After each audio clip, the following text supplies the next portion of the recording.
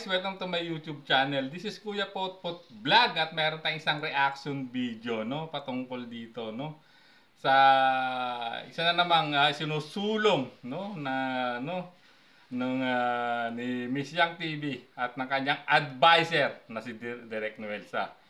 Ito yung pagkakaroon ng landing pad or link-up center dito uli sa may bayan ng Kapalonga. At yan, siyempre, bago tayo magsimula, ay mag-shoutout po muna tayo. Mega love shoutout po sa ama ng Kalingap na si Kuya Bal Santos Matubang, Ate Edna Vlogs, Kalingap Rab, 10 ng kanyang mga kasamahan. At siyempre, mega love shoutout din po sa lahat po ng sumusuporta sa buong Team Kalingap. Sa mapagpalang umaga po, tanghali o gabi mga Kalingap, saan man kayong sulok ng mundo naroroon. Naway lagi po kayong gabayan ng ating poong may kapal. At yan guys, no, ito nga, no, pinag-uusapan natin, no, itong nabanggit nga po ni Kuya Bal, no, sa kanyang live na ito na naman, no, may pinopropose na naman po si Miss Yang TV na magkaroon po ng link-up center or landing pad uli sa Kapalonga, diyan po sa bayan ng sa lalawigan po ng Camarines Norte, no. Although nung nakaraan ay inalmahan po, no, yung unang plano nila, no, kasama ang kanyang advisor na si Direk Noelsa, yung pagkakaroon ng landing pad po sa Iloilo, no. Talagang inalmahan po ng mga kapwa ko reactor ang kanyang plano, no, ni Miss Yang TV. At ito na naman, no, talagang makulit ata to si itong dalawa, si Miss Yang TV at si advisor niyang si Direk Noelsa, no. At yun nga, ito na naman ang sinusulong nila ay ang pagkakaroon ng link-up center or landing pad dito sa bayan po ng Kapalonga.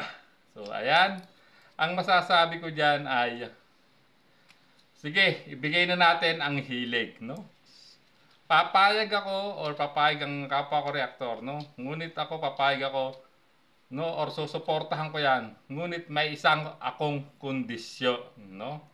May kondisyon, no, kung magkakaroon man ng landing pad or link-up center dyan sa bayan ng Kapalonga, no. So makinig po Miss Yang, no, para matuloy na yan, ibigay ko na yung hilig sa inyong dalawa, no. Talagang medyo kinukulit na talaga si Kuya Bal. Ito lang ang aking kondisyon, no. Siyempre, unang-una, since nasa Singapore si Miss Yang TV at itong si Direk Noelsa, ang madungis ng Kalingap nasa Dubai, ay ba, planuhin nyo na, no, kung kailan nyo ipadadala yung budget para dyan, no. Ipadadala nyo po kay Kuya Bal para siyempre, no, ay makahanap na, no, ng sa lalong madaling panahon ng magiging mauupahang magiging link-up or link-up center or magiging Kapalonga landing pad, no. Ayan, siyempre dapat ipadala nyo na yan since nasa ibang bansa pa kayo. Siyempre hindi yan gagalaw. Paano yan magiging makatotohanan kung hindi na rin kayo kikilos na sa inyong kaparaanan. At siyempre, no, yan, ibigay niyo na yung budget. Padala niyo na kay Kuya Bal para sa lalong madaling panahon maumpisahan na yan. Pangalawa, no, ay siyempre, sasagutin niyo lahat ng gastos diyan. Tubig, ilaw, renta, internet, pagkain, no, sweldo or allowances ng magiging ambassador or ambassadress diyan. Siyempre, ganoon din yung mga scouters, no, na makapupunta diyan, no. At siyempre, ang budget din, no, kung ang plano, ang sinasabing plano ay magkaroon ng mga feeding program, no, diyan sa may area ng Kapalonga, no, yung mapapfeeding program yung mga senior citizen, mga bata, no, na talagang walang kakayanan na matustusan ng kanilang pangkain, no, kanilang pagkain sa araw-araw, ay dapat ready yan, no. Kaya dapat kay Direk Noelsa, kay Miss Yang planuhin nyo ng mabuti dahil yan po yung idalatag ko para masigurado ko, no, na talagang yan ang magiging mangyayari.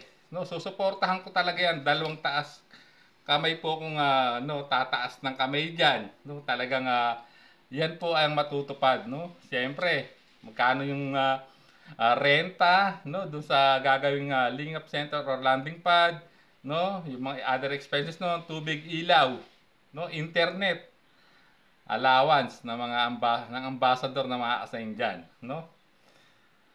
Mga scouter, no, siyempre yung food allowance, siyempre panigurado baka may pumuntang mga kibos diyan na mag-i-scout, no, dadalaw diyan, na siyempre kailangan sagot nyo rin 'yon, no, kung talagang plano nyo pong magkaroon ng link-up or landing pad sa Kapalonga, no? Hindi ko po yan tututulan.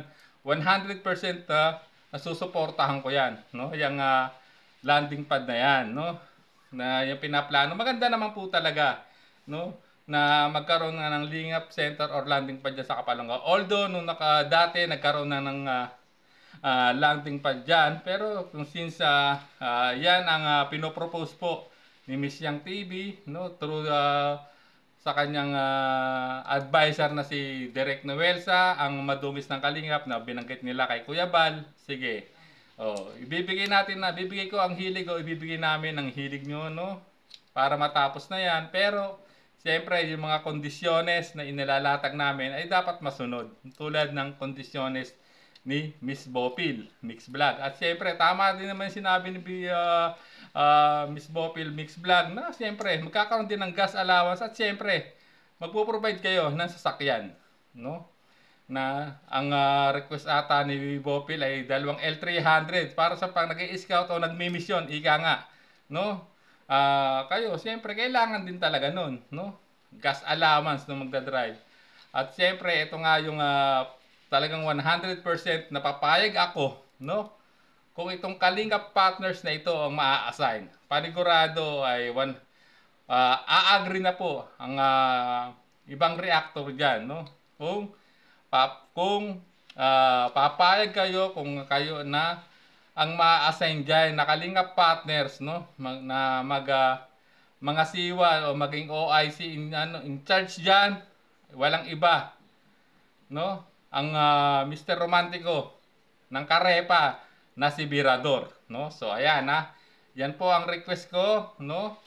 Kung talagang yung planong nyo yan ay hindi na mapipigilan, susuportahan ko yan. Ngulit may kondisyon nga ako kung si Birador ang maa-assign na officer in charge diyan, no? Since si Birador naman ay paluya-luya lang din naman sa lighthouse, doon na siya ma-assign.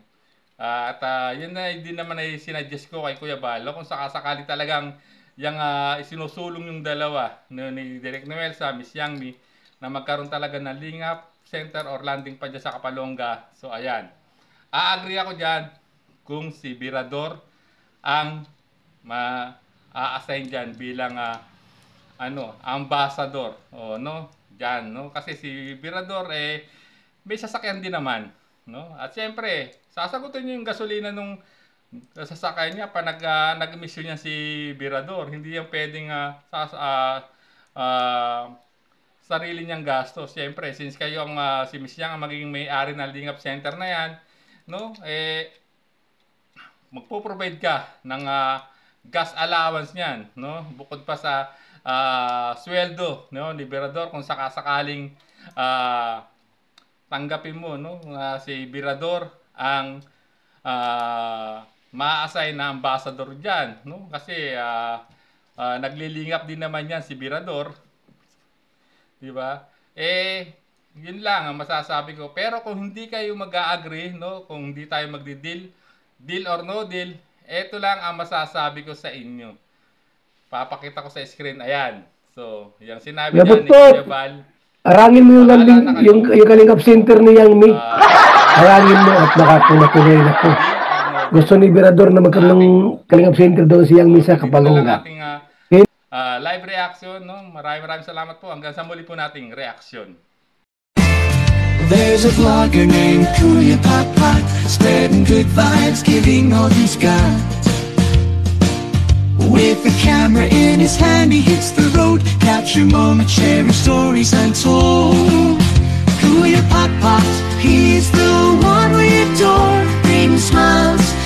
He's got so much more in this crazy world.